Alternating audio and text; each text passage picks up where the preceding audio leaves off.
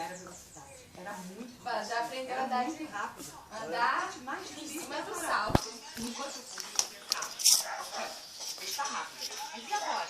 Como é que eu faço? Eu me jogava em colchão e parei. Foi muito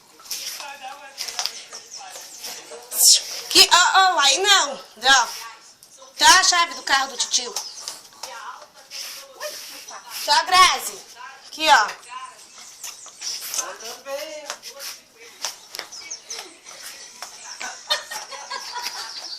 Tá, Grazi?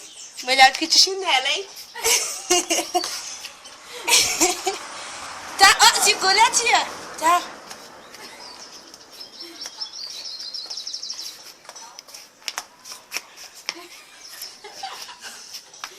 Vem, titia, vem. Agora que ela percebeu que é outro. Vai lá, mamãe, vai.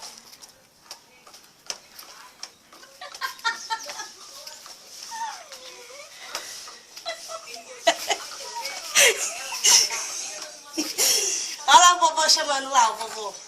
Olha lá, vovô. Vai lá levar o carro pro vovô. Prazer.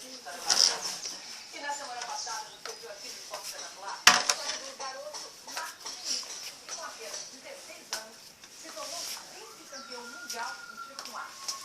Esse esporte que pode mudar uma medalha inédita nas Olimpíadas surgiu em 2020.